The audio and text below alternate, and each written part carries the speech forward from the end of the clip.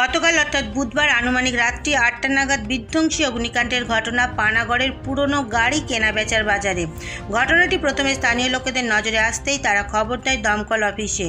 এরপরে ঘটনাস্থলে এসে পৌঁছায় দমকলের ৩টি ইঞ্জিন। ঘটনায় এলাকায় ছড়ায় ব্যাপক আতঙ্ক।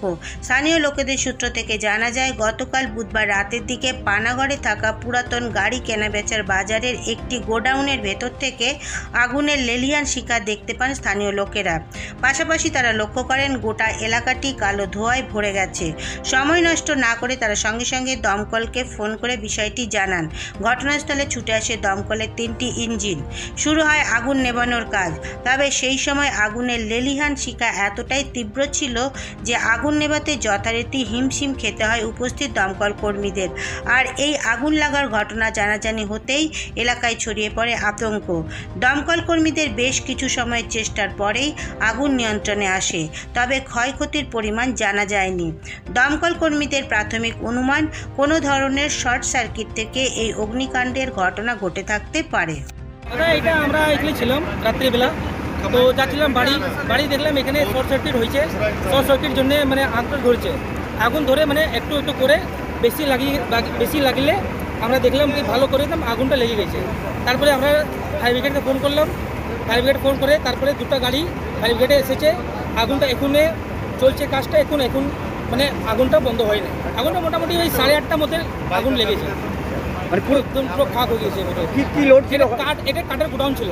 আচ্ছা, শুধু কাঠের গোডাউন ছিল, স্পঞ্জ ছিল, গাড়ির স্পঞ্জ থাকে, গাড়ির কাজ থাকে, মানে গাড়ির কাঠ থাকে এসব। এখানে কাঠ মানে কাঠগুলো ওখানে তৈরি হয়ে চৌকি তৈরি হয়ে, তারপরে এটা আপনার ফ্রেম তৈরি হয়ে, গেটের ফ্রেম তৈরি হয়ে এখানে ছিল। তো মানে ব্যবসা পূর্ণ ব্যবসা ছিল এখানে, কিন্তু এখানে আগুন ধরে নিয়েছে। পুরো একদম ব্যবসা পুরো শেষ হয়ে গেছে দাদা, পুরো শেষ হয়ে গেছে। মানে কতটা আনুমানিক কত ক্ষতি হয়েছে কিছু কি? মোটামুটি 5-6 লাখ, 5-6 লাখ টাকা মোটামুটি শেষ হয়ে গেছে। মানে আগুনটা আমরা 10:30টার সময় 9:30টার সময় শুনলাম যে আগুন লেগেছে। আমরা বাড়িতেই ছিলাম। তারপর বাড়ি থেকে যখন এখানে আসি তখন ক্যানেল পাড়ে যখন আমরা পৌঁছেছি তখন দেখছি ধাও করে আগুনের ছোঁয়া যাচ্ছে, আমরা ওখান থেকে দেখতে পাচ্ছি।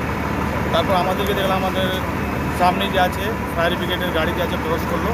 তারপর যখন এখানে আসি তখন দেখছি কি পুরো যে আছে দোকান করে ছায়।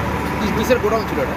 এটা ছিল আমাদের কাবাডি মার্কেটের যে গাড়ি কাটাই করার যে পুরোনো কাঠ যে পাওয়া বেরোয়, সেই কাঠ দিয়ে যে চৌকি, ফ্রেম, জানলা, দরজা এগুলো সব তৈরি করা হয়।